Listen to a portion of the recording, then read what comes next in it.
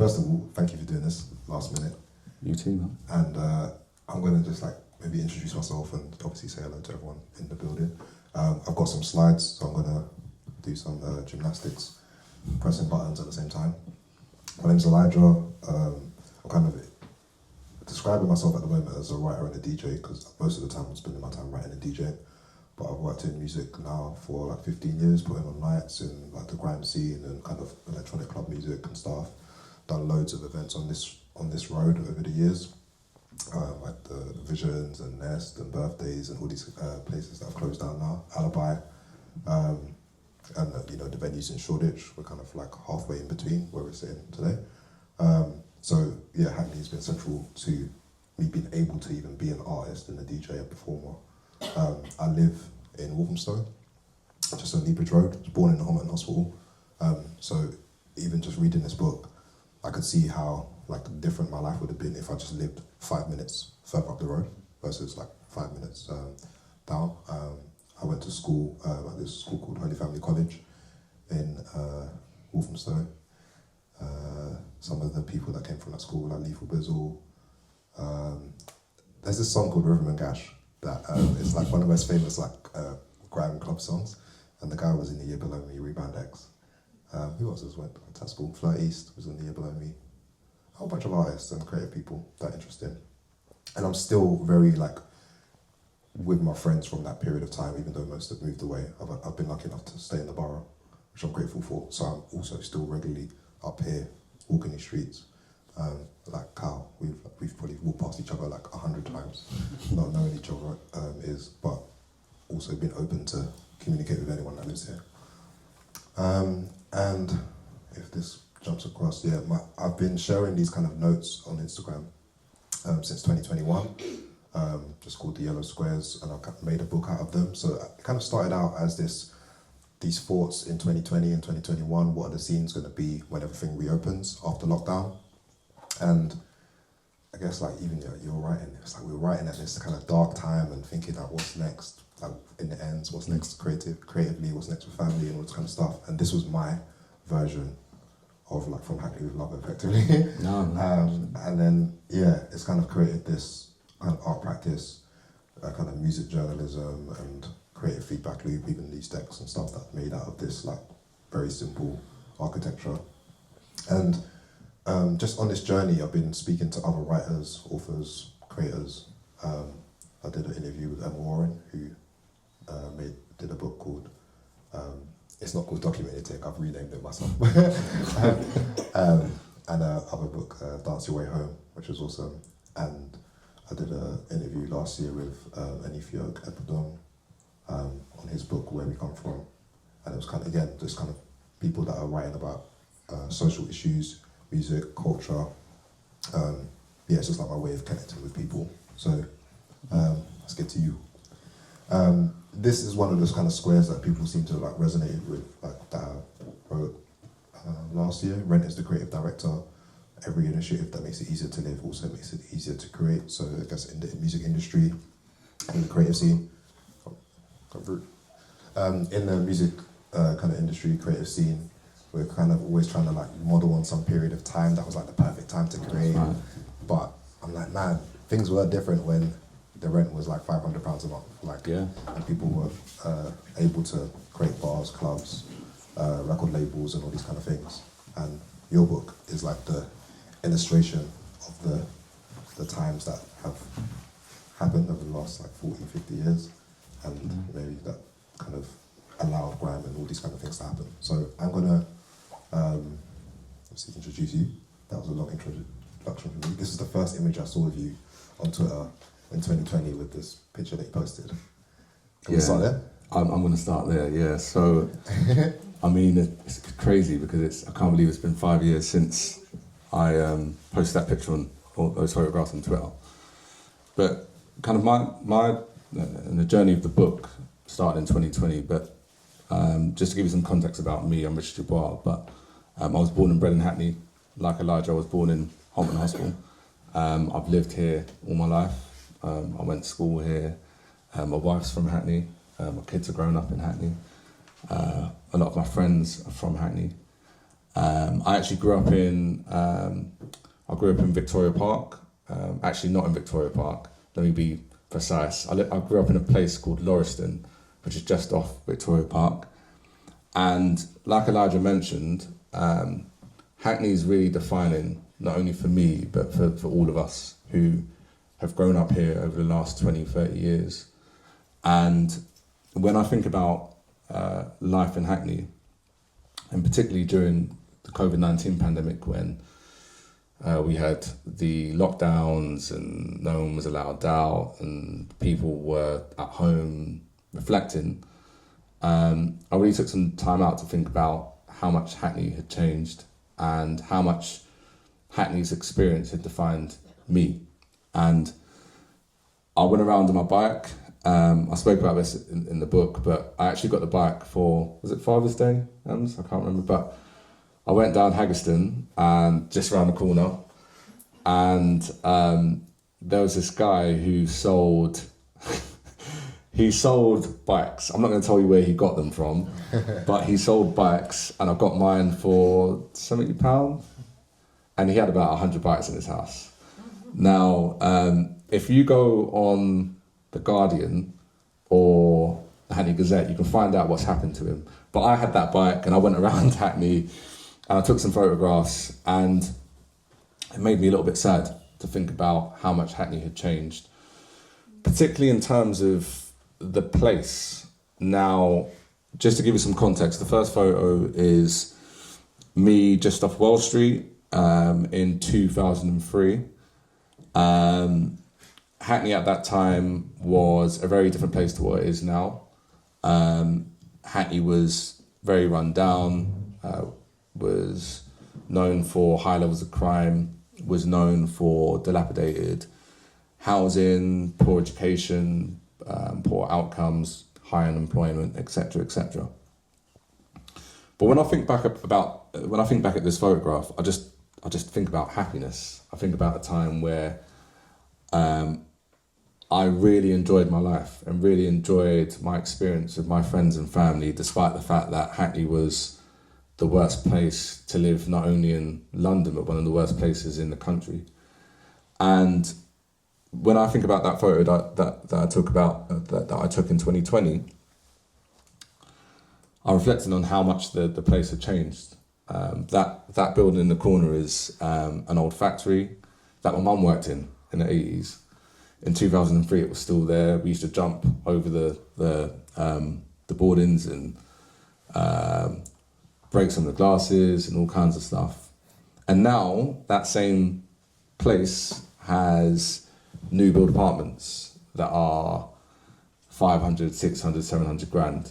A lot of the shops have changed from kind of old working class cafes to new middle class, more trendy restaurants and cafes.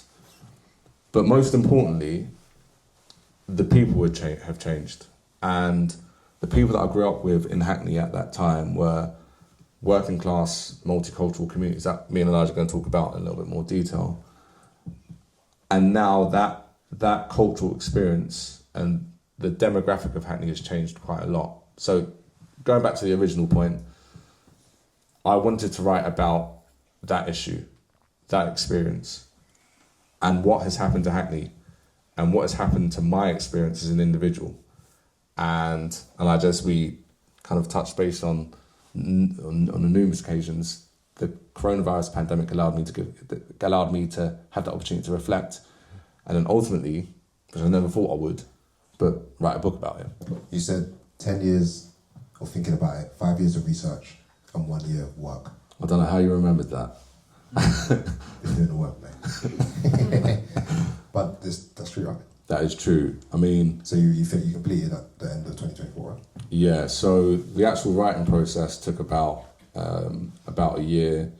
The research process took about 5 years because I was doing interviews with various different people across Hackney.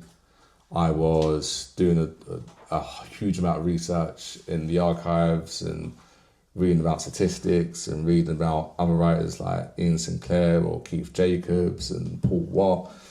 doing interviews with academics and researchers and reflecting on my own experience, because it's kind of like a part memoir, part historical analysis of Hackney. And I was trying to kind of combine those two quite different perspectives, but also connect the issues around housing and race and class and education and gender, all within the context of the big issue, which I haven't actually stated yet, but gentrification. So I'm good there. Thank you. And yeah, we both have like, I guess, our outputs of the dark times of like 2020 and 2021. And yeah, I just took this picture when I left the house the other day, and I was like, oh, that's kind of cool that we, I guess, we're processing some sort of feeling or darkness, but we had like two very different outcomes for it, you know what I'm saying? But there's overlap in our work. He was a big inspiration, by the way. I've told you that already. Yeah, how? I'm so confused. So obviously at that time, like Twitter, that was before like Elon Musk and like X and all that. Like, yeah, all the algorithms changed and all that. But like, I used to see your stuff and I was like, wow, like this guy, everything you say is like, just hit a nerve with me. Okay. And like the really important point around close the app, make the ting, was like literally the ethos to writing the book. Because I had the ideas, I had the research, I'd been writing for like years before on my like, website or blogs.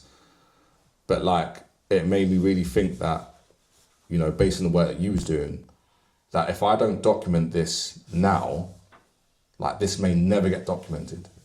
This may never be researched in such a way unless it's done now. Sure. And I think there's a lot of people, like you say, Elijah, that was kind of in the creative process at that time. Musicians, artists, writers, photographers, all kinds of different people who were reflecting on their experience at that particular time. And Elijah, you was one of the people that I always thought about in terms of, and which is why I always wanted to kind of connect with you to like make it happen. And I'm so glad that like 5 years later, like we're here talking about this experience, you know what I mean? Because like things always come full circle. 100%. And yeah, likewise, I followed you from that post and then just gradually saw you telling stories on Twitter about the kind of architectural history of Hackney, and I kind of was like, oh yeah, man, like this is the kind of content that I need. And you kind of, I mean, what any good writer does, they make you just interrogate everything that is around you already, and just not take anything as being normal, like everything is designed. Oh, sorry, that was my thing. The deck's talking to the Bluetooth. Anyway, yeah, it makes you realise everything is there for a reason. These streets that I've walked down, all designed by people, the buildings are owned by people, the decisions of who's in there, who's not in there are very obvious. And then when I was, there was a particular thread that you've got about these buildings that had been demolished. And I thought about areas that I'd visited over my time travelling, DJing, who'd probably never even experienced a building demolishing in their neighbourhood, their village, their town. They've just never seen like a building coming down, but that's something that we grew up with very locally. I wanted to start here really with it says the history of Hackney, but particularly on like why Hackney is the way it is, and maybe, you know, me, I live in Waltham Forest, why Hackney is nothing like Waltham Forest, and why do people think differently here, why like the political activism here is different to maybe Waltham Forest or Tower Hamlets or to Woodford or to other areas. What is it about this place that has kind of made it that way? Yeah, I mean, I stress this book a lot about Hackney being one of the most unique places, not only in England, but literally in the world, because of its quite, I think, remarkable history. So I talk a lot about this in the book, but it's intertwined in different chapters. But if you look back to like 300, 400 years ago, I mean, Hackney was like a middle class paradise. It was a part of what was, I guess, on the outskirts of the city of London, where middle class capitalists who were gaining their wealth as the British Empire expanded used to kind of be away from the factories and the slum dwellings in Bethnal Green, in Whitechapel, in Stepney. And it was very much a place of like mansions and bowling greens and horse riding and all that kind of stuff. And you can still see some of the mansions still exist in Hackney today. I think what makes Hackney unique is that transition from that middle class, very rich origin to like the very working class, political, eventually multi-ethnic area that it is today. And I'm not going to bore everyone, but I'm going to try and summarise this in as short of a statement as possible. But Hackney gradually transitioned to being this poor, kind of multicultural area. Firstly, because the urban sprawl of the empire and manufacturing moved into Hackney as communities looked for places to live, and the richer moved out and further away from London.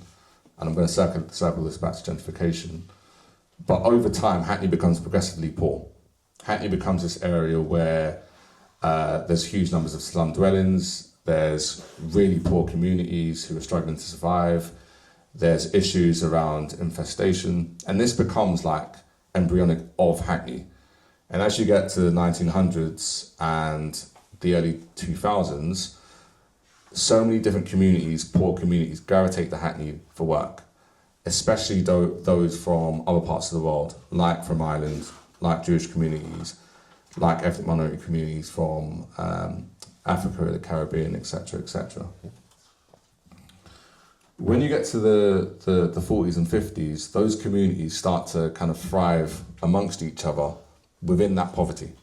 They start to really create this really unique amalgamation of different kinds of people, languages, cultures, experiences, religions, all amidst that poverty. And if you look at any other part of London or the country, I don't think you have that many unique communities living amongst each other, almost in relative harmony. But on top of that, those communities were always at the forefront, because of that amalgamation of those different communities, at the forefront of political activism, fighting for the rights of working class people, but also fighting for the rights against racism and fascism. And I'll probably talk about that in a little bit more detail. But that history is under threat.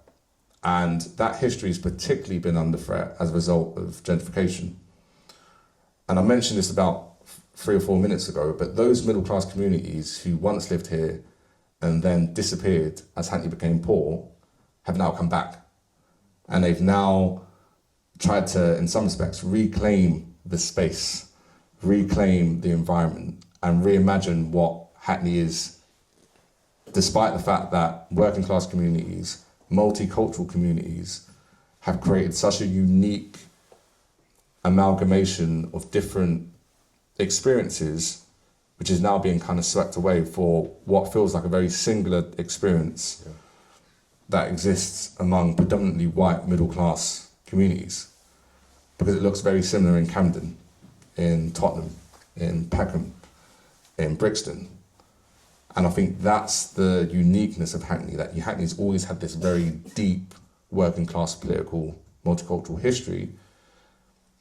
But most importantly, as I'm going to reflect in the book, or as I have already reflected in the book, gentrification hasn't been as significant in Hackney, has been more significant in Hackney than in any other place, which makes the distinction between Hackney of old and Hackney of new so apparent. Yeah, it's like the model for the rest of the world's gentrification, right? Yeah. And I'll talk about this in the next few slides, but that's why the regeneration process in Hackney has literally been a model for regeneration in other parts of London and the country. Yeah. I wanted to talk about kind of like structures in a literal sense and then policy. So we're going to go back and forth over the next few slides. Ken, I'm just going to introduce Rolling Point just as it's kind of like it's very deep, triggering. There's a lot of like heavy words and things that happen in it. But could you just explain what Ronan Point is and maybe the links to what people would probably link it with today? Yeah, so Ronan Point was a tower block in Newham that was built as part of the post-war housing expansion after the Second World War and the Blitz. And Ronan Point, I think, had only been built maybe a couple of months before, and it officially opened, and 4 months later there was an explosion. There was a woman called Ivy Hodge who I think she had a 40 fridge or cooker, and it blew up. And as a consequence, one of the sides of the flat completely collapsed, and a number of people died. What was really significant about that disaster was the construction of post-war housing, particularly system-built housing estates in places like Newham, but what will become more apparent in places like Hackney, Tower Hamlets, Southwark, etc. After the Second World War and the Blitz, obviously there was a large number of people who were left without homes, who had to be moved out of slum dwellings, who didn't have a place to live. And councils and the GLA and other house builders were intent to build homes quickly and build a large number of housing estates across different parts of the country, like Ronan Point. The challenge was that these estates that were built, in a lot of cases, weren't fit for purpose. They weren't built with the right materials. They weren't built with what's the best way of saying this? With the consideration of those communities that were going to live in those homes. And what becomes apparent after the Ronan Point disaster is that a number of the homes that were built in Hackney, like the Holly Street estate, which is about 2 minutes away from here, Kingshold estate, Trowbridge estate in Hackney Wick, Clacton Park estate, Pembury estate, so many other estates in Hackney, begin to suffer the same structural issues that Ronan Point does.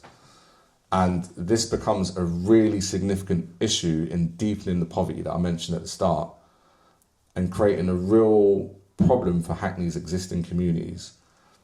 And some of those problems focus not only around infestation, not only around structural defects, not only around asbestos, all of which kill, but the mental impact on those communities and the negative socio-economic impact on those communities, where you had, on a Holly Street estate, 80% of people wanting to leave the estate in the early 1990s.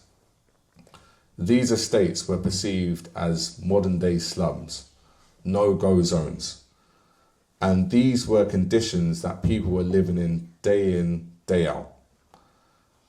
And I think when you think about Hackney today, yes, there are a number of estates. I live in an estate. But I don't think people understand the real poverty that people lived in the 1970s and 80s and 90s. I mean, some of you who have lived in Hackney a long time will remember, but it was dark. Yeah, it was like structural failure from the top, like from the government, councils and everything. Like people were living in unsafe conditions from day dot. 100%. And that's what this kind of starting point was going from. And this comes not too long after. So we're jumping decades here, but this is structural policy failure rather than structural, like architectural failure. Yeah, so I spoke a lot about the kind of the conditions of the housing. I think what I've kind of ignored in the initial part of my point, but also is really heavily discussed in the book, is the impact of government policy in exacerbating the decline of some of those estates. And a really significant example of that is the policies of Margaret Thatcher in the 1980s. And obviously, we was pretty young was I even alive? And no. I was Barely. I was the last. I was the last class of free school milk. The milk was taken away from me, and it shows. But I think there's been enough commentary about how decisive Thatcher's policies were on working class communities, but extremely decisive on poor working class communities like those in Hackney. And when you think about Thatcherism's policies were all about rolling back the state, rolling back the welfare state that had brought a lot of these homes for those communities that were in desperate need of them after the Second World War. Thatcher was intent on encouraging decentralisation, privatisation, deregulation, and a lot of that was seen through the sale of public assets. And it was really the first instance of austerity, which has now become like a normal policy stance in government. But one of the really significant issues was the Housing Act of 1980. The Housing Act of 1980 basically gave individuals the ability to buy their own homes, which is effectively the right to buy policy. And what right to buy effectively meant was that individuals could buy their homes at a significant discount from their council. And what effectively happened was that the people who were lucky enough to live on good estates or live on some of the low-rise Victorian dwellings like the ones in London Fields bought their homes at a significant discount. Some of the worst estates were not bought, and they became hard to let. And what eventually happened is the so-called deemed worse communities were put in those homes, and there's eventually became this two-tier environment within social housing. You had social housing, poorer housing given to poorer communities, and the so-called well-off people being able to buy their homes, and in some respects feel more entitled in terms of feeling kind of separated from those poorer communities in Hackney. And as a consequence, councils like Hackney saw their quantity of social housing significantly depleted because a lot of the houses then became available through the eventual sale of those right to buy homes on the private market. So effectively, social housing, which was originally perceived as not a birthright, but a right for communities, became a prized asset. And 20, 30 years later, we now have a housing crisis because those homes that were once so important for communities are now in the private sector. And not only are they in the private sector, but they're now worth 300, 400, 500 grand. Mm-hmm. And people this were is buying stuff them for like 8,000 or something, like in the early 90s or the late 80s, right?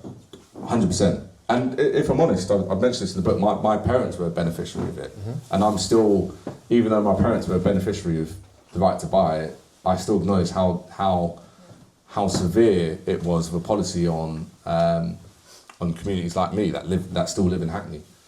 But it was, and this is a really important point, this was an intentional policy to restrict the amount of social housing in the market with the intention of enabling individual people to profit on housing.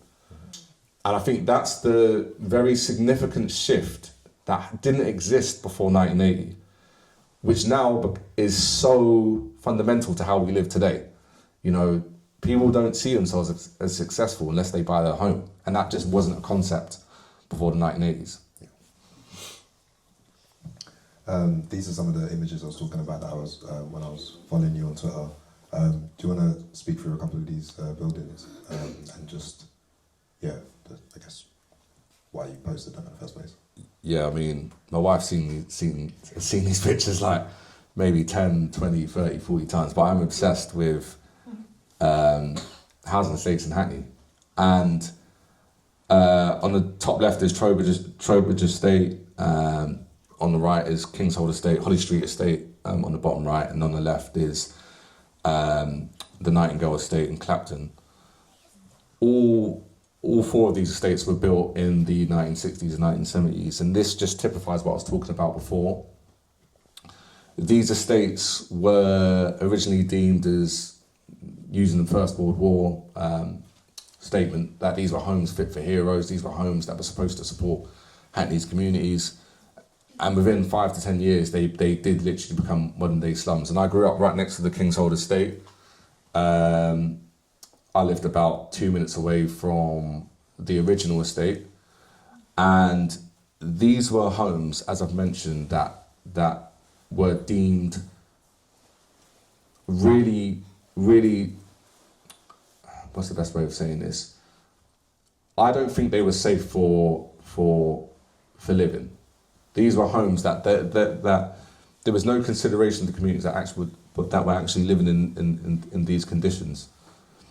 And what I want to stress is that I think for a lot of the communities that live in Hackney today, as I mentioned already, there is no appreciation of the real poverty and the real dilapidation and the real despair that some of these communities lived in.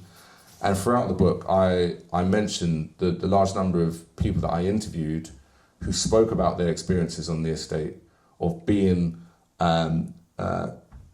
broken into, of having issues with asbestos, of having issues of neighbours who would squat. And again, neighbours who would squat who would effectively cause, or in some cases cause criminal damage on the estate. But the other really important point I want to mention is that there was a number of other communities or a number of other people who lived within those estates that actually really loved the experience and really loved the sense of the Hackney of old and really loved the real core, I don't know what the plural of Hackney is, but Hackneyan, or the real sense of community feeling.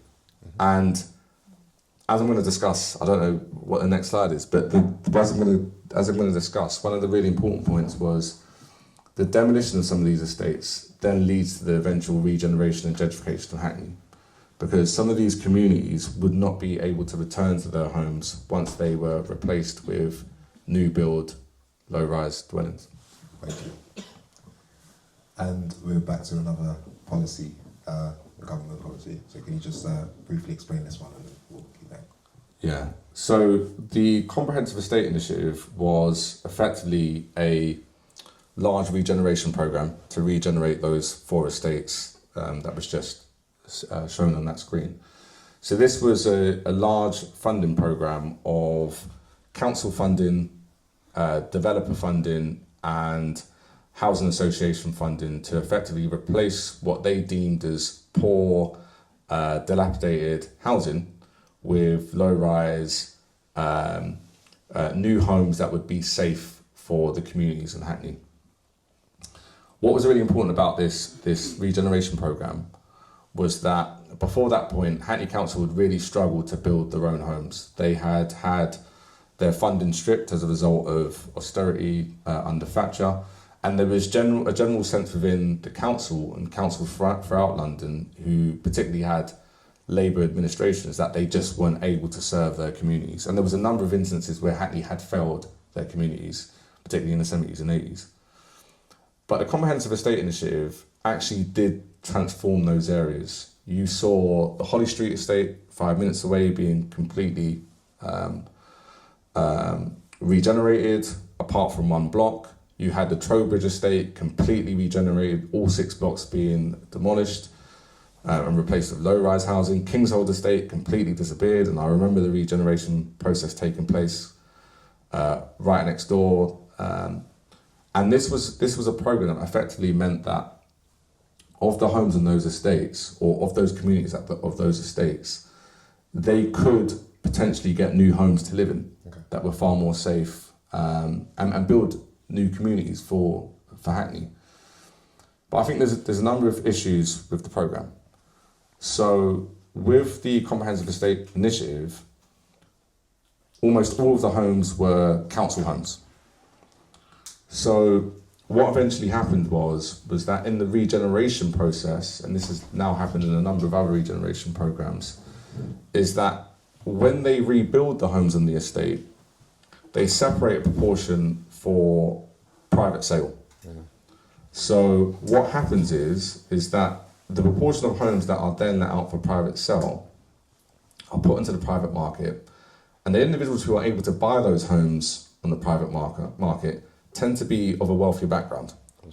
So as a consequence, the dynamic of the regenerated estate changes because there are newer communities who have higher wealth. And a really good example is on the new Kingshold estate, and then I think on the Nightingale estate as well.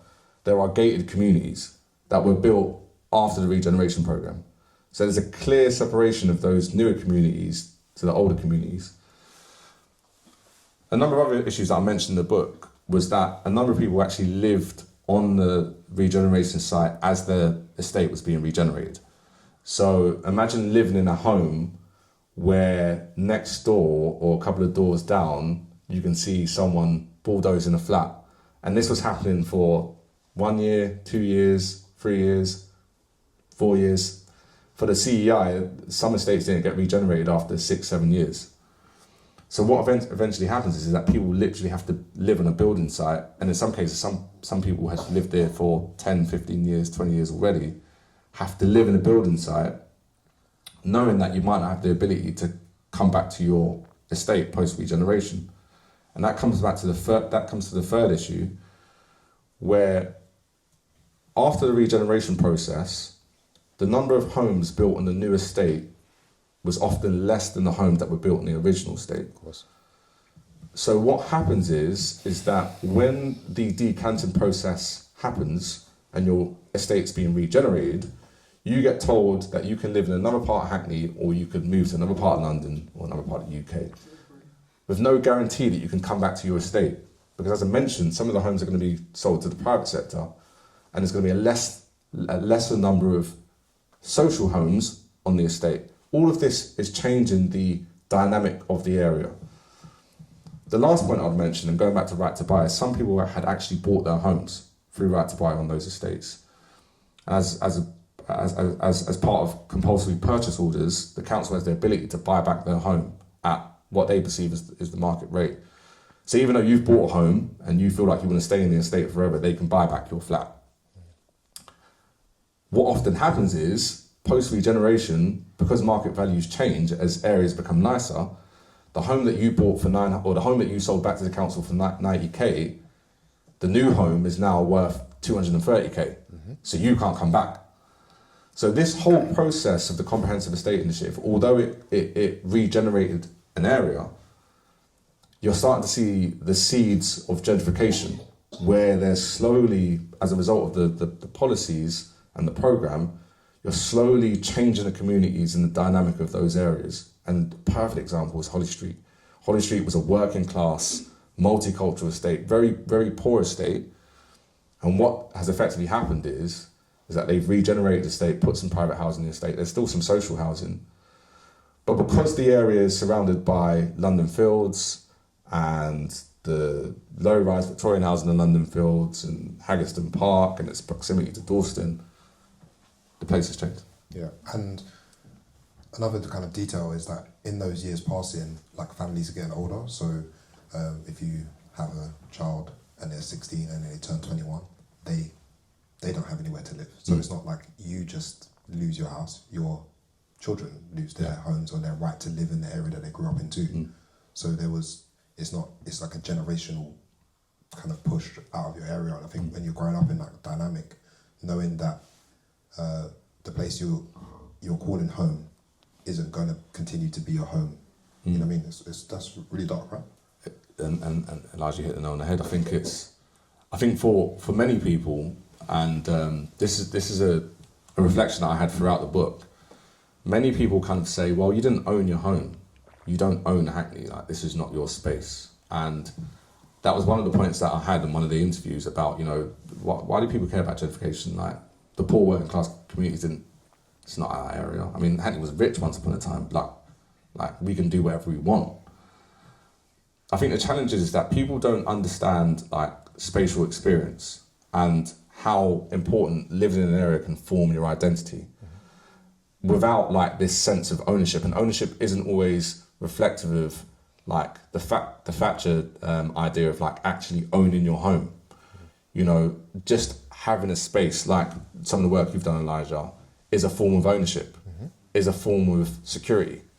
And when you break those foundations, it can have a real mental impact on individuals. And I think that's what we've seen in Hackney, where a lot of those existing communities throughout Hackney have felt really damaged by gentrification. And I think that hasn't really been highlighted enough. I think a lot of it has just been about the shops, the new builds, and the hipsters. But people haven't reflected enough on like the real experience of communities not post gentrification because it's still happening, but post some of the real seismic gentrification during the Olympics. And I think the 2011 riots, which we're going to talk about, is probably like the clearest example where I don't think communities really understood it, because I remember it happening, but it was in direct reference to people in Hackney realising that the place is going to change, and like we have to do something, and we have to rebel. The problem is that often government policy can be so decisive in transforming places, and we're seeing that today, or we've seen it over the last few years with Brexit and other issues. But with gentrification, there's no policy that is specifically states gentrification. No. It's a wider process, which is why I think people haven't really understood it, and which is why I wrote the book, so people can understand it. Perfect. I feel like one of the things that, reading it and kind of reflecting on these ideas was like a lot of things were sold to us as regeneration and a necessary part of what needed to like move forward our areas and move forward society. And I never saw the word gentrification presented to us as like a positive. It was like more of an outcome of all of these things. So like maybe can you frame like the two words against each other and like how maybe one is presented as just like pure good, and then we have come to like use this word to represent maybe just bad alone.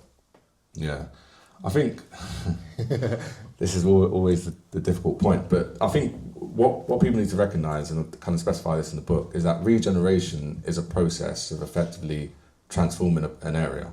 It is just literally about making a place that may be undesirable, may not be serving its purpose as a communal place or a place to live, and making it better.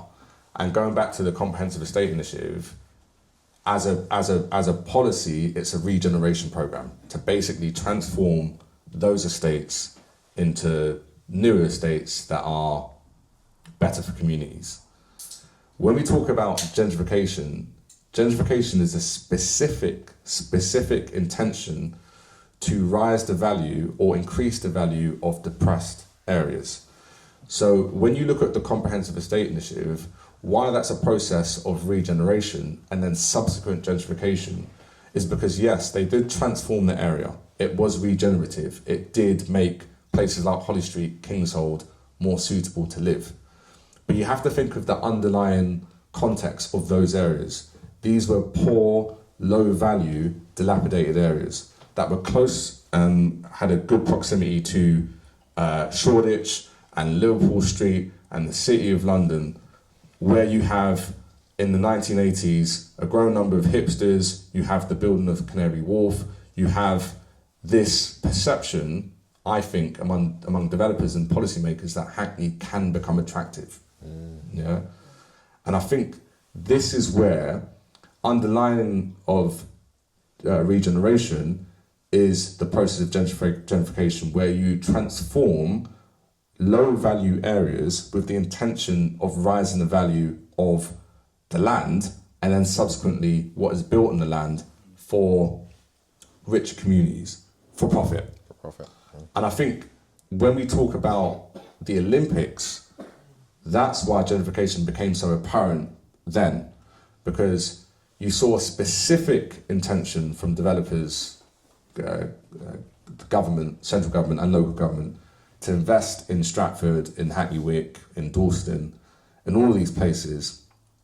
And I know we're going to talk about this, Elijah, but there wasn't that intention until the Olympics was going to happen. Yeah. And that's because there was a clear indication that they could profit on rising the value of those areas and increasing the demand of those areas by regenerating them first, which would then eventually lead to the process of gentrification. Perfect answer, man. This, this guy. Okay, this is may seem like a weird time to do this, but there was a time when Tony Blair and New Labour meant some sort of optimism, and it's hard to even reflect on that now. Like, what were people thinking? Like, how did we get hoodwinked by this situation? But the organisation did change things. Like, took it a different route than maybe if the Conservatives had just continued on their kind of merry way. And we kind of, I guess when you think about, okay, 97, then the Millennium Dome and that regeneration over there, and then eventually, the Olympics, like, what do you think this was like a major fork or just a continuing acceleration of just what would have happened anyway? Like, how different do you think, say, like Margaret Thatcher is to John Major, to Tony Blair, to David Cameron? Are they all one in the same direction? Or does it happen anyway? I think, so this is going to be my most, because I'm not overly political, but if you notice in the book, I talk a lot about the process of how policy influenced gentrification. And I tend to be quite, that optimism of Tony Blair is kind of influenced by like nostalgia. When we grew up, we grew up at a time where we had like EMA and we had huge investment in housing and like we had investment in education and like everyone could go to uni and you had low bus fares and everything else, and it felt like a really positive time. You had like low interest rates, all the rest of it. And I think it's a difficult debate because when I think about Hackney in the 2000s, yes, it was a time where like there was a lot of crime, there was a lot of like social issues, but you definitely felt like it didn't feel like the government was against you. It felt like there was a government in power who, albeit wasn't perfect, like wasn't and obviously there was other issues with the Iraq War and everything else, but didn't feel like we were being targeted like communities in the 80s and 70s felt like as a result of the Conservatives. I think the challenge is that at its core, New Labour was a neoliberal party, and what underpinned Thatcherism was neoliberalism and that focus around privatisation, deregulation and decentralisation, as I mentioned already. And if you look at the policies of New Labour, albeit they were really, really keen to like invest large sums of money in public services, which they did, there was still an emphasis on the privatisation of housing and the continuation of right to buy. And this idea that estates should be regenerated with the idea that they are then perceived as more attractive to middle class communities. And that didn't stop. And I think, again, Elijah, I think it's difficult because I as those of you who've read the book, I kind of take a middle ground with New Labour. I do definitely think that there was some positives with the wider policy around investment. But I think that continuation of neoliberalism, which I think has now become standard in British politics, accelerated gentrification further. Because the future regeneration programmes after the CEI looked very similar to the policies that had been done at that time, and would only encourage gentrification in other areas, like in Haggerston where development started, like in Hoxton after the original estates in Holly Street, Kingshold, etc. Thank you. And then final bit on policy. So to give some context, obviously after New Labour we had the David Cameron government, the coalition government, and then subsequently David Cameron's Conservatives in 2015. But one of their big policies was Help to Buy, which was again another extension of neoliberalism, where they effectively said to individuals that they could get an equity loan to buy or an equity loan of a proportion of the house they were going to buy to help them on the housing market. So again, there was this this drive to promote home ownership as the kind of perception that that's the only way you can be successful in Britain. And what happened is that there's a large number of people that took out these loans, that bought these new homes, but there was two, I think, significant factors that had an impact on the housing market. One was when you, in simple terms, when you give someone money to go and buy something, the person who is providing that asset for sale is then going to rise the price of that asset. And that's what developers quickly realised, that if the government are going to give all these people millions of pounds to go buy homes, we're just going to raise the price of our houses. And not build anymore. And not build anymore, to even stifle the price of those assets even more. Yeah. So what effectively happened is you're increasing all this demand in the housing market where everyone's like, I want a new home. The government's giving out all this money. Let's go buy a house. And yet the supply is being stifled by the developers and the fact that with austerity, councils are given less money to build their own homes. So what eventually happens is, with Help to Buy, is that you have a really, really inflated housing market with not enough supply, but a huge amount of demand. And house building effectively grounds to a halt. As a result, more and more people are unable to find homes, homelessness increases, house prices continue to increase because as more people are looking for homes into the market, and as you said, people go from 14 to 16 to 18 to 21 and look to buy a home, they can't. The second issue is the actual loan itself. Now, the loan is 5 years interest-free. After that, it's in line with inflation. But the problem is that you've basically told people who wouldn't have been able to buy a home originally that we're going to give you a huge amount of money to buy a home without actually stating how they're going to afford the home in the longer term. And there's been a number of instances when I've done the interviews where people were really worried about how they were going to afford the home post the 5 year loan because they have to pay their mortgage as well as the loan back to the government. That then is intensified by the interest rate rise that we've had recently with the cost of living crisis and coronavirus and everything else. So this is another really significant policy that has further widened the gap around the housing market and intensified gentrification. Because people in Hackney have not only had their homes regenerated and gentrificated through the Comprehensive Estate Initiative and other policies, but the housing market itself has been inflated because of Help to Buy.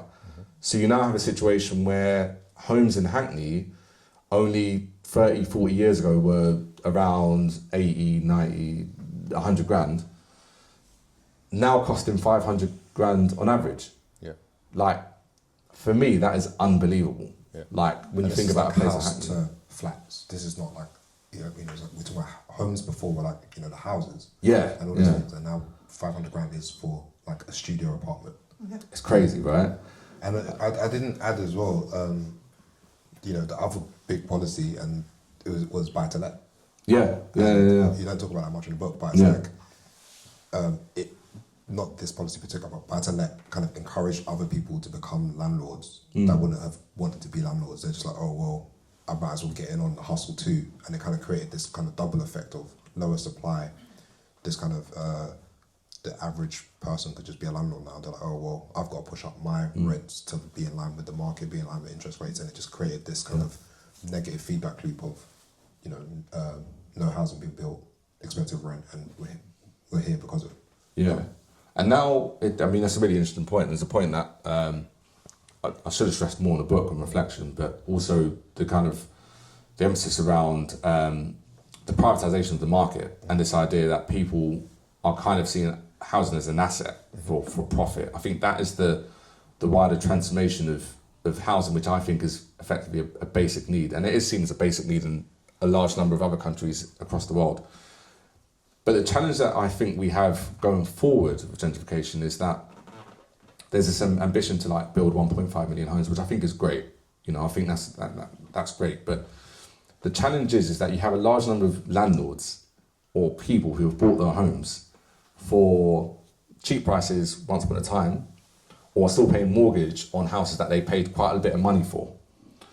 And when you add more supply to the market, you're obviously going to reduce demand because there's more availability of homes. And when you reduce demand, all those people that expect their homes to go for 800,000, all of a sudden their homes are going for 600, 500, 400,000. And we're already starting to see it with a slight stabilisation of the market. So I think there's a real challenge that we've got in this country going forward where people think they're sitting on gold mines. And I think in 10, 20 years' time, we're going to quickly realise that those houses are just not worth that much.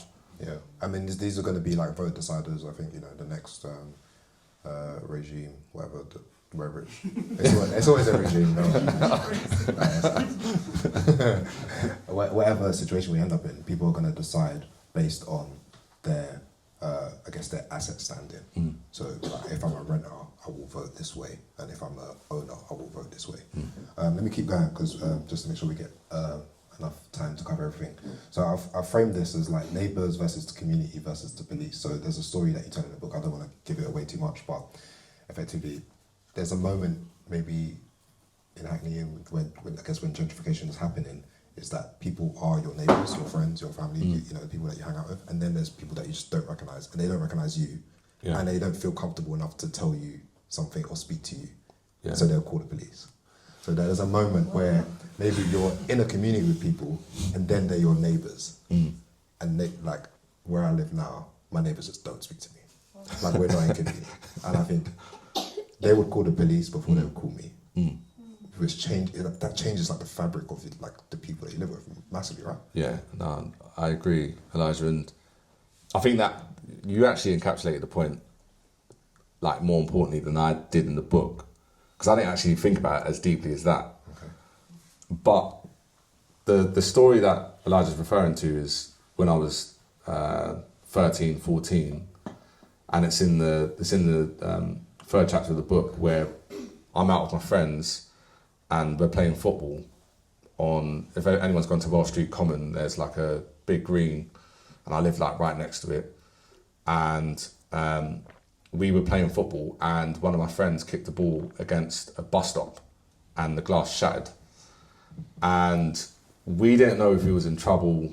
We didn't know if it was that bad. We just thought we was just playing because we was never allowed to play in our estate because we was kicking balls at people's pots and people's doors and all that kind of stuff. And then as we kind of walk off, there's this like white man on the other side of the Welsh Street Common, and he's like taking photographs of us. And we're looking at him thinking like why is he doing that?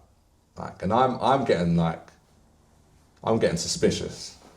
Because I'm thinking, wow, like I've never seen someone do that to us. Like, usually, like when you've done something bad in the estate, someone might say to you, "Oh, like I'm gonna go tell your mum," or like don't do that, or like this, that. And this is pre-phone cameras, or this is like yeah. And you always feel like, you know, everyone's got your back, even if you've done something wrong. 100%. But like, I definitely felt like this feels different. Like this feels like we're being targeted, and this was like 2004, 2005. So. What we didn't realise at the time, and what I definitely didn't realise at the time, was that was a gentrifier. And this was someone who, sorry, I say gentrifier, I don't feel like, if anyone's a gentrifier in the room, like, don't feel attacked. like every time I say that, like, they just feel mad attacked. Like, not even that. But like, they were definitely a gentrifier. And like, 10 minutes later, we start hearing sirens. And we're like we hear sirens all the time. So like, this is nothing. And then the police car like drives onto the Welsh Street Common, and we're like, shit, we gotta run. And we just started running. And all of us started running, and I kind of like ran like near to my home, and then two of my other friends ran in another direction. And if you know about like police chases, they often like go for like the person they think they can catch. Yeah. So if you can run fast enough, they ain't getting you, especially back then. But they knew this particular boy that they were going to get him, and they got him. And he stayed overnight in a cell. And I remember seeing him the next day and thinking, oh, you got caught, blah, blah, blah. But one of the biggest things that we always reflected on was like, we actually didn't do anything wrong. Now, why did we run? And I still, like 20 years later, think to myself, well, if we had just stood there, well, I still think we'd have got arrested. But then it made me think about the guy that was taking the photographs. Why did he feel so threatened about a group of boys playing football within their own area? Yes, we made a mistake, but at that point, we just didn't feel like we had done anything wrong until we heard the sirens. Yeah, and one of the key details, I think, is that if it went through his window, he would have like a reason to kick up a stink. But a lot of what happens in gentrification is people see the outside property as theirs too, and not yours. You broke my bus stop window. You know what I'm saying? And it's not like you didn't break your own bus stop window. You know what I mean? I think that psychology is kind of messed up.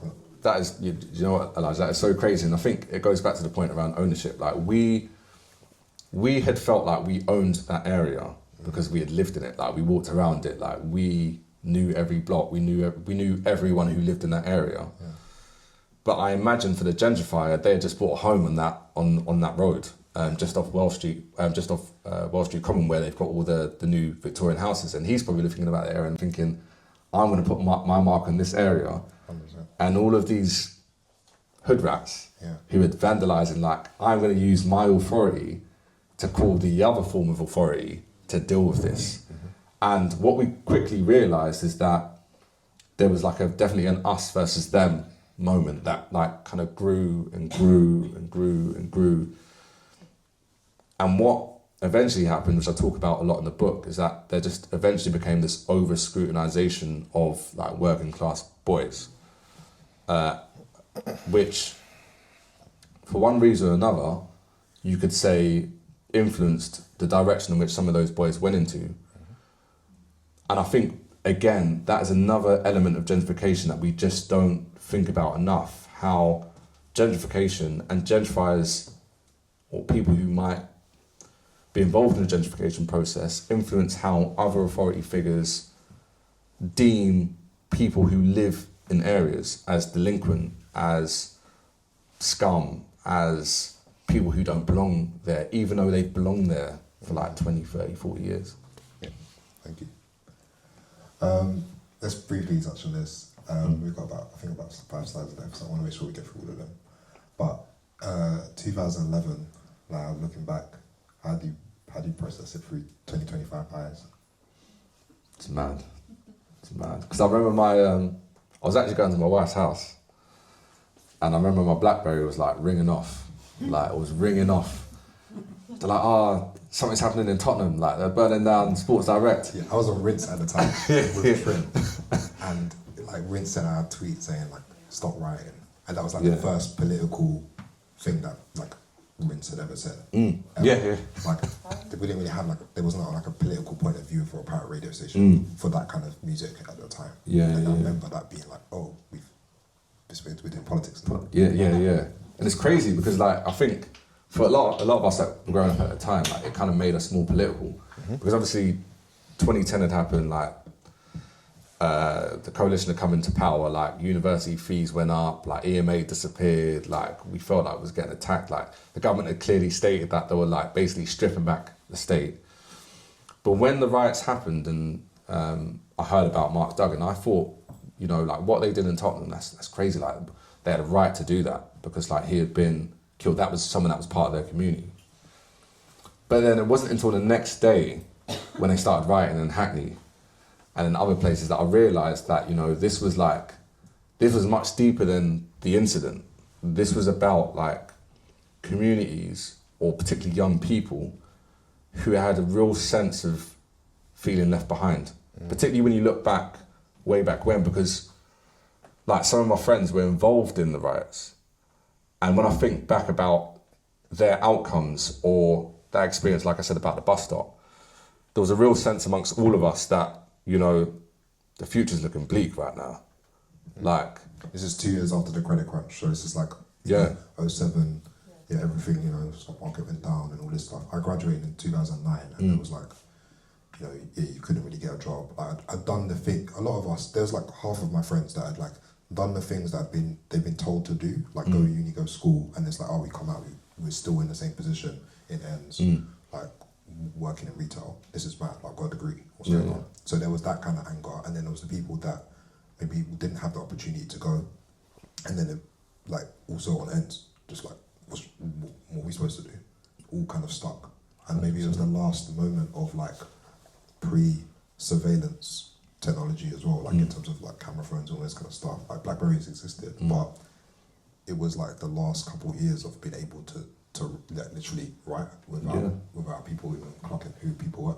Precisely, and I think it was just like who for anyone who was like around at that time, it was just like it was a real political statement, I think, and I think the government and the press done a really good job to see it as like delinquency. But I think, as I touched on in the book, like it was much deeper than that. It was a real structural challenge from communities who were trying to basically elevate the voice of young people through a rebellious process. But we have to remember that when we think of like, and this is probably going deeper than I should do, but when we think about revolutions, like in the history of our existence, like they've always been violent. They've always been an act of, what's the best way of saying this? Surprise. People don't know sometimes how they feel, so they act, and they act in the most violent ways. And I think, although the government done a really good job to kind of quell that issue, and quell the perceptions that, you know, this was a real social kind of fight for justice, particularly given what had happened to Mark Duggan, I think that feeling then got internalised by a lot of communities in Hackney. And it kind of went from rebellion to almost despair. I think a lot of people just gave up, in my opinion. Yeah, you're right.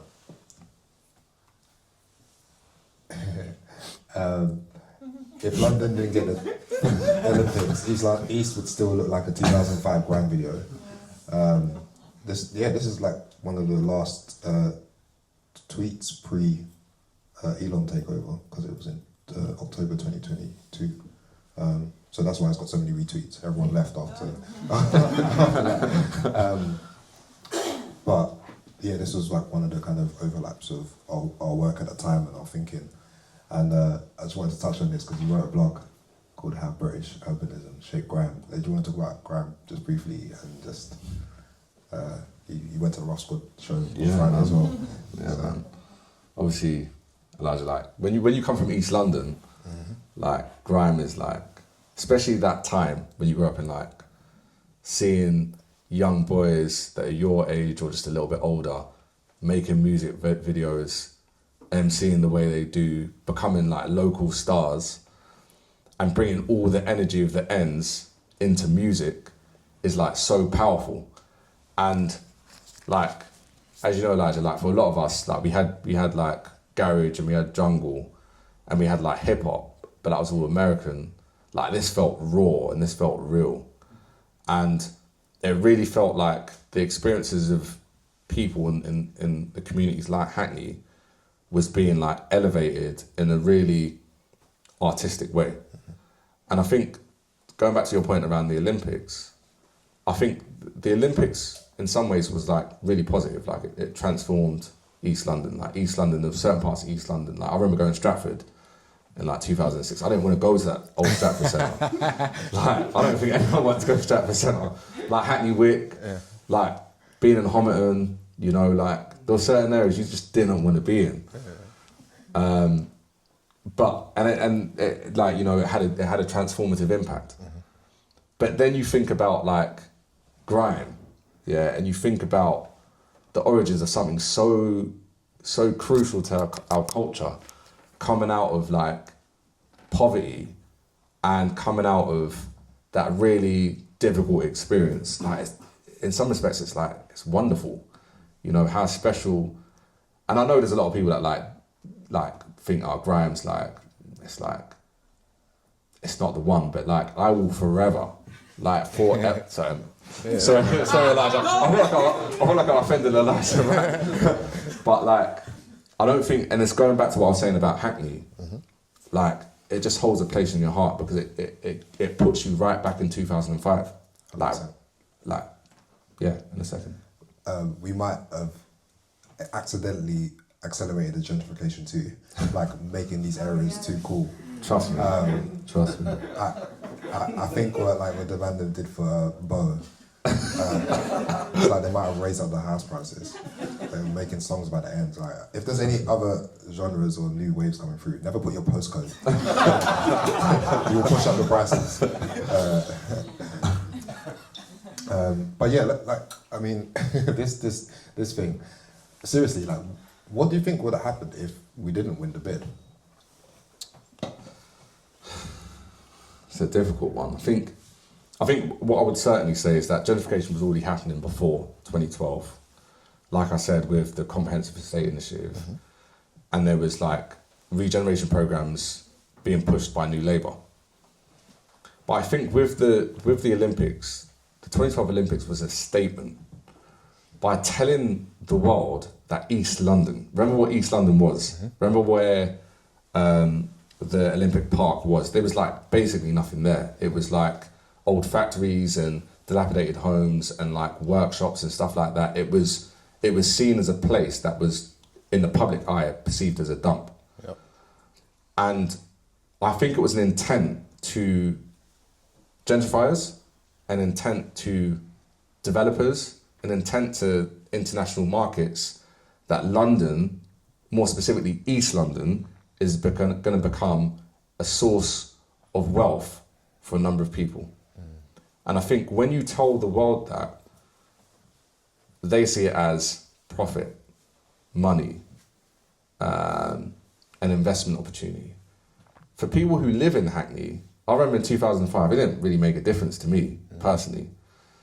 But when I started to realise, I started to walk around Dawston and I started to see the new builds and I started to see the new overground being built and I started to see the new changing rooms in Hackney Marshes and like the new football pitches and all these different forms of investment.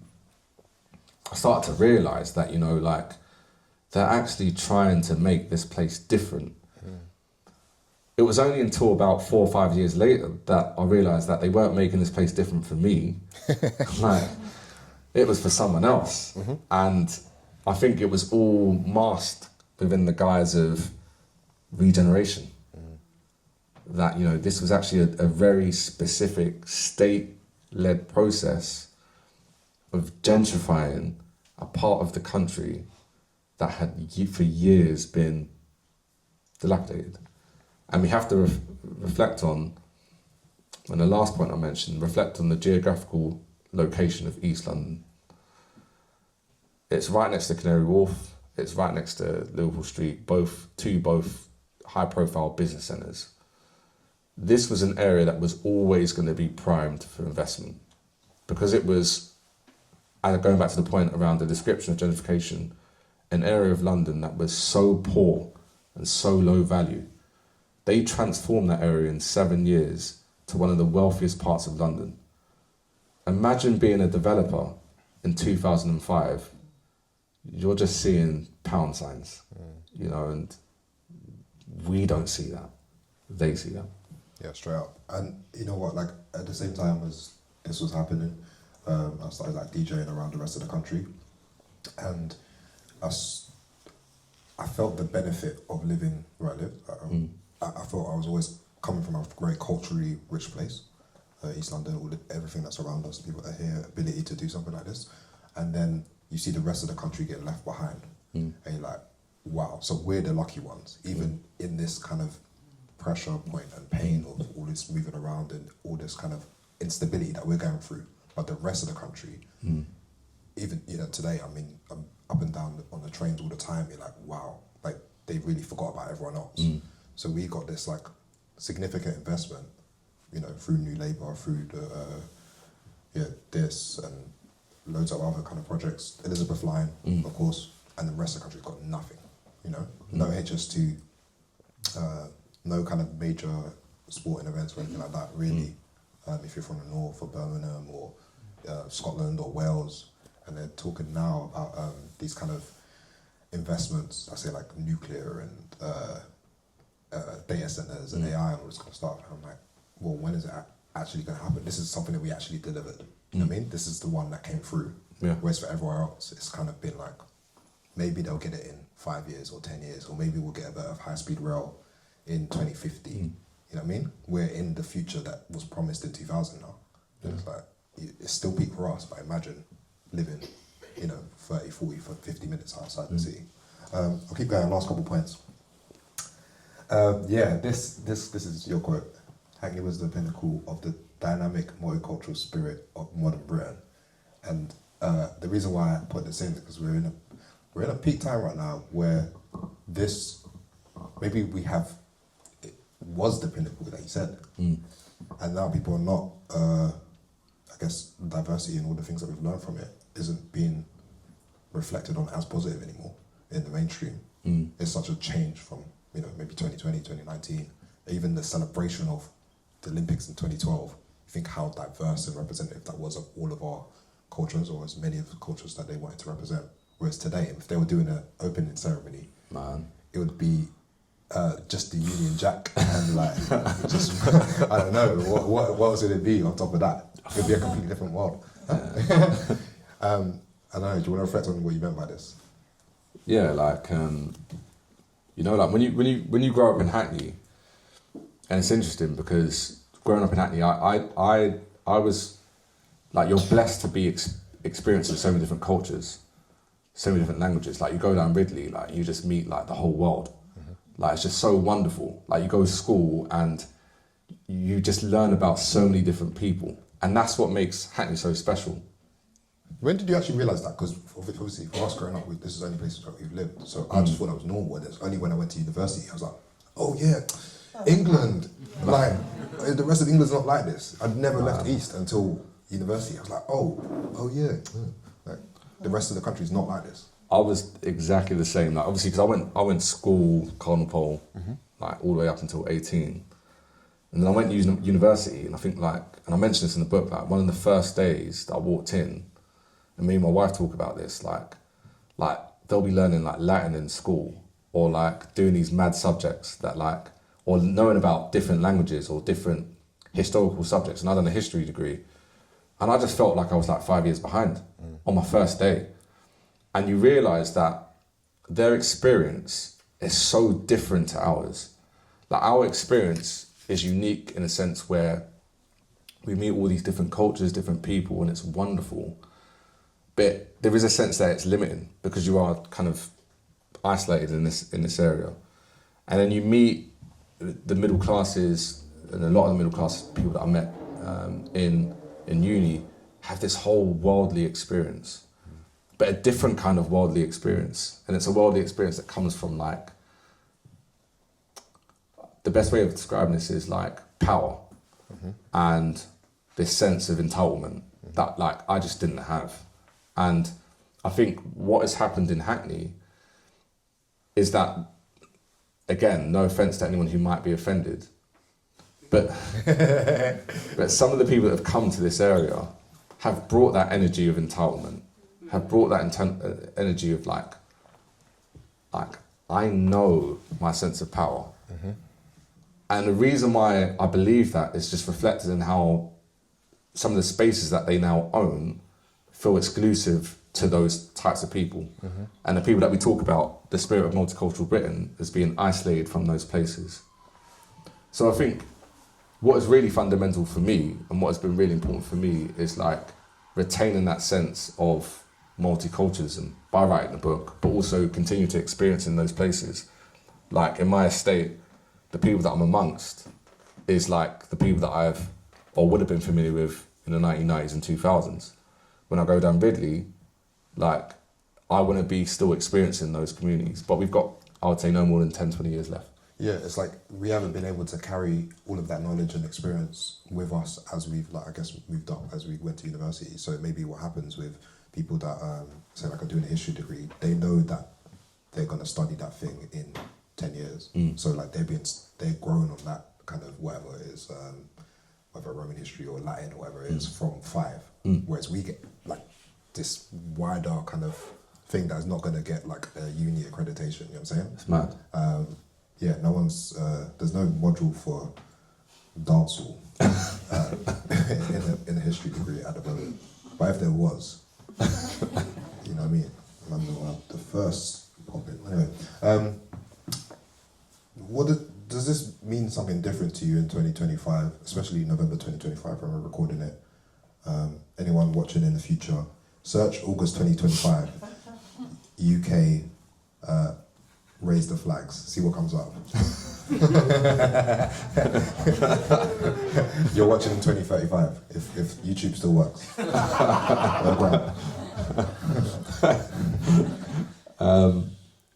It's interesting because you walk around Hackney and like you don't see the flags. Like you don't feel that sense of like, fear is not the word, but you don't feel like you're being attacked. And then you go down Epping Forest, or you go down like parts of Essex, you go down Kent, like you just see these flags all over the place. And people tell you like, oh, not to be offended. The question I always ask is like, why are they up then?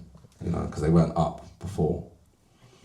Like I always see myself as Black British, like this is my home. Like I've been here, I've lived here.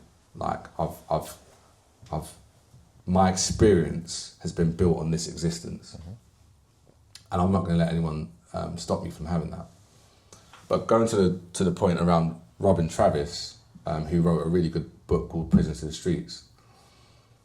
Like we've had a number of conversations about this and about Hackney and about gentrification. And he grew up in Hackney. He grew up in a Holly Street estate, and he always talked to me about, you know, like, Richard, this ain't your home.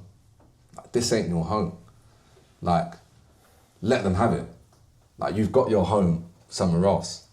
And what I always say to, what I've always said to Robin is, you know, yeah, like, that's our cultural home. That's where our ancestors are.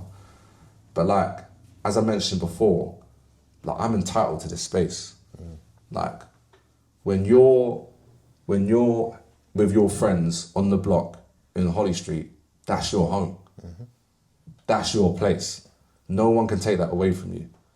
So don't feel threatened by the flags or whatever else it may be. And I'm not saying Robin does feel like that, but what I would say is that, like, it's a difficult thing to connect with, and it's a difficult thing to accept that people don't want you to be in this space or this place. But I will forever believe I'm entitled to this. Straight. Let's speak out this quickly. Like less than a minute. It's hard, but I guess when people say like education was bad on the thing, this is like an insight to how bad it was. And you can't even imagine. Some of these schools don't exist anymore as well. And this is the percentage of Hackney pupils gaining 5 or more GCSEs, grades A to C, 92, 96 for the Department of Education. And yeah, do you want to like just... Yeah, I mean, just really briefly, I've got a whole chapter in the book, well, half a chapter of the book about education, but as I stressed before, you know, Hackney had some of the worst schools in Britain. 3 of the schools, as Elijah mentioned, are no longer here. Homerton Boys, Kingsland School, which was now Jack Petchey, which is now Excelsior, and the worst school in the country, which was Hackney Downs. And what was one of the really interesting things about education, and I speak about this a lot in the book, is that neoliberalism actually had an impact on the decline of state schools and the attack on state schools by the government, in the same way that they attacked councils around housing and public services, and the perception that councils couldn't look after their schools and we need to take ownership of them. And then we need to privatise them to raise standards, which is what they effectively done with Mosbourne and City and some of these new schools. Of course, like, education in Hackney was a really big problem, and it had an influence on other socio-economic issues like people being unable to find a job, or crime. But my argument is always investment. Give investment to those poor working class communities, rather than this idea that there has to be a form of profiteering. And what effectively happened with some of these schools is, Hackney schools did improve quite a bit. Educational standards increased quite a bit. Even when we went to school, we still had relatively low GCSE standards, but now you've got boys and girls going like Oxford and Cambridge from Mosbourne, which is like great, like that's great, like to hear people from Hackney going to those kind of schools. The problem is that it has a huge impact on gentrification. What has tended to happen is in places like Mosbourne, schools like Mosbourne where it's situated in Hackney Downs, or City Academy, which is in Homerton, people increasingly want to live in those areas. They want to send their children to those good schools. So that has a pressure on the housing market in those areas. And you get this sense that people are increasingly wanting to move into Hackney because of the schools. And as a consequence, people who should feel like they can enjoy those schools, those new academies, aren't able to. And once upon a time, and this is a really important stat, once upon a time, more than half of kids in Hackney went to school outside of Hackney because the schools are so bad. I mean, my mum was like, you're going to school in Hackney, but so many people did not want to send their children to school in Hackney. And now there's good schools, you don't even have the ability to live here to go to the schools in Hackney. And now middle classes are now getting the opportunity to send their kids to these really good schools when they could probably get a good school in Surrey. Everything raises the price, man. I like this quote where you say like success despite, like, like coming from ends. People say, oh, like you're successful despite coming from here. Can you give people maybe the framing of how you use these two words and how they combine when you put it in the book? Yeah, I mean, look, like, I would say me and you are quite successful, right? Like, me and you have like come from the ends. There's like there's this like perception that you can't make it when you come from the ends. And we did it. And I've seen so many other people do it. I think the challenge is that, with gentrification, well, one, what is the ends? Like the ends is becoming like this kind of misunderstood concept, because the middle classes are kind of trying to seize what the ends is. They want it to be theirs. They're reimagining those spaces. And those people that live in the ends now, or the so-called ends, are feeling increasingly threatened by their existence in those poor working class areas. But I think that pressure in the next generation is going to create some really, really exciting work. Writers, artists, etc. But what I always want to proclaim is that, like you always say, just do it, make it happen, bring it to the world, because you never know who's going to want to read it in 10, 20, 30 years time. Sure. I've never seen these two words combined before, but you brought them together. Do you want to just again give maybe a brief hint of how you brought these two together in the book? Yeah, I mean, this is the last chapter in the book, and it really wasn't something I was originally going to discuss, but it came around when I was doing a bit of research on gender equality and kind of the richness of Hackney in terms of the fight against for the fight for gender rights and the LGBT community, etc., etc. But also made me think about masculinity. And growing up in Hackney, there's a number of different perceptions of being a man in Hackney. There's what I deemed as the old East End geezer, who we all knew back in the day, particularly in the 90s, who were in the pubs, who were were racist, but sometimes like not openly racist. And they were like a certain version of man that you always knew. And then like for a lot of like the Afro-Caribbean community and those of us who were second generation, like we had a sense of masculinity from those who, you know, had come to the country, your parents who'd come to the country and struggled. And my dad was like, I always saw him as like the pinnacle of masculinity. But then like my actual real source of learning how to be a man came from the ends. From like watching some of the boys that were older than me, or like my brother, and saw how they navigate in certain spaces and protected me from certain situations and acted in certain situations, gave me a real sense of like what it meant to be a man from all of those three different components. I think when gentrification started to happen, oh no. Can you edit that out? Or, we'll keep on going anyway. But like I've avoided that all night and then somehow. But those three different components have an impact on masculinity. But with gentrification, what effectively happened is that there was this new version of the man. And that man was the hipster. And that, that man was in skinny jeans. I hope no one's wearing skinny jeans.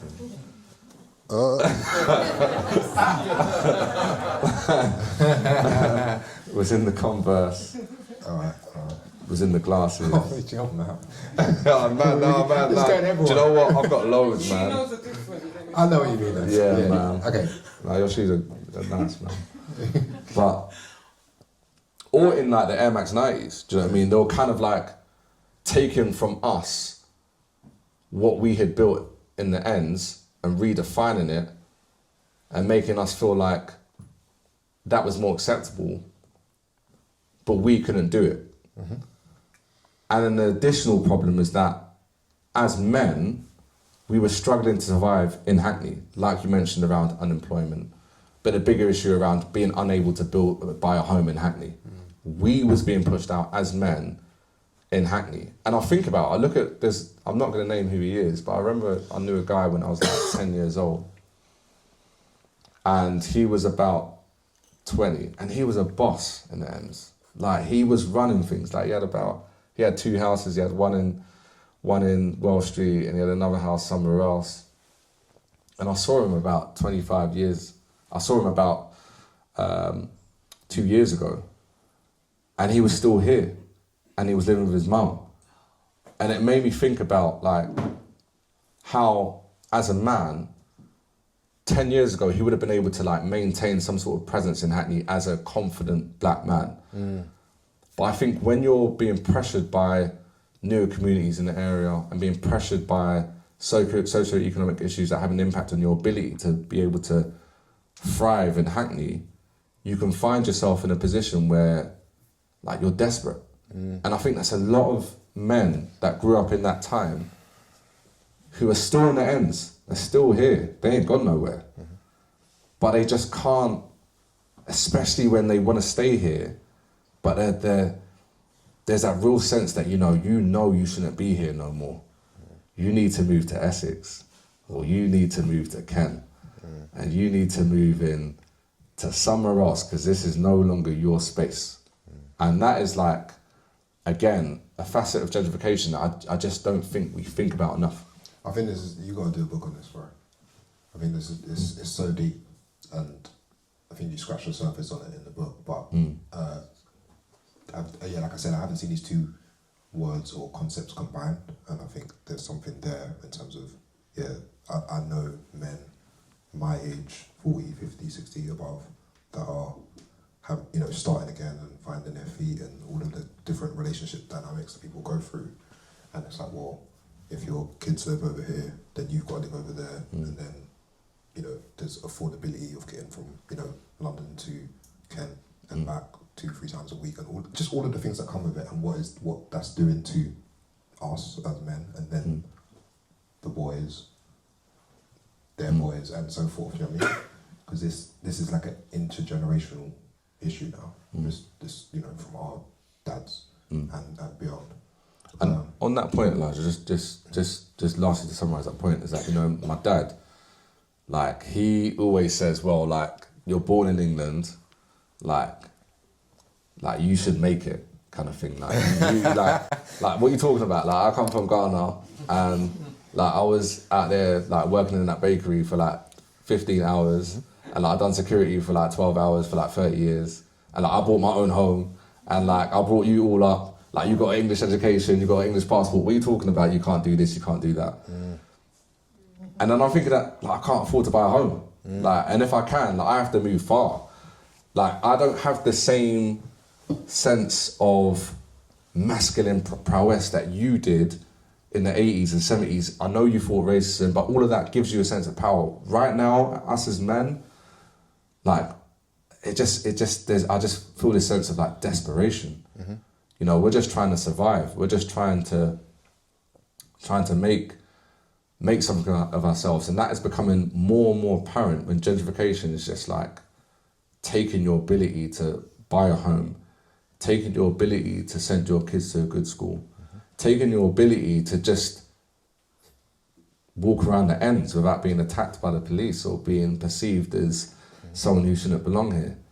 All of that has a psychological effect. Of course, that's why so many of us lean into creative as well, because that is the only way that people can get out their things. So maybe when people are younger, they're like, okay, they will make music or be MC, and then as people get older, like, all right, cool, I'm gonna write books or put on things or organise, because that is the thing that you can do. So it's like, again, like that thing of like make the thing for me, it was more like, okay, this is what I can do with what I have right now that is just feasible and affordable, just with this family situation I was in at the time, and I just had to make something out of that rather than, okay, it's not thinking of, if I tried to approach my work as trying to create my magnum opus when I got anything done, I would have felt even worse.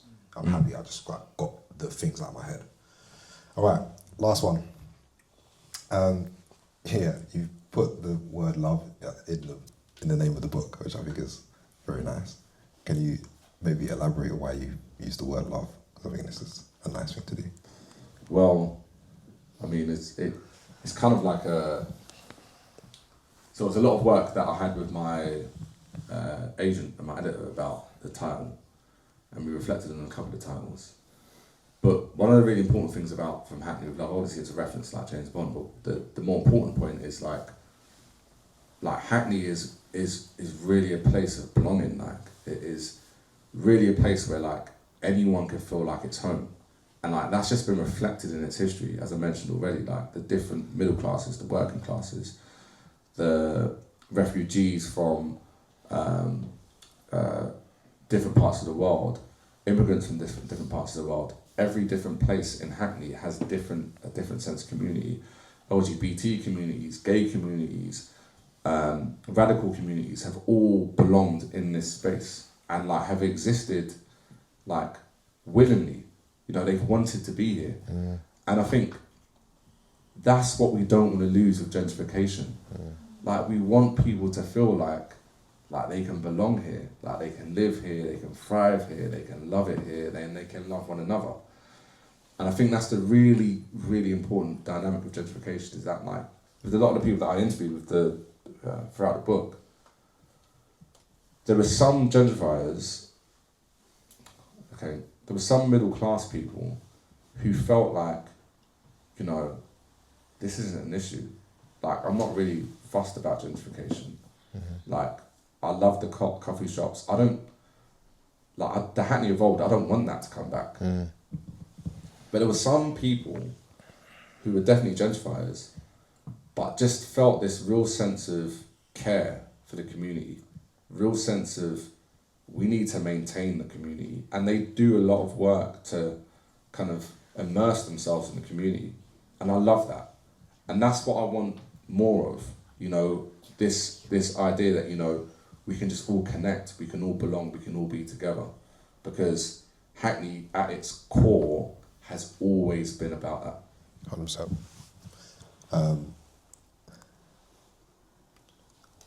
It's a nice place to leave it on. Thank you, and thank you for doing this at short notice. Thank you everyone for coming on Sunday evening. That was like such a nice thing. Thank you.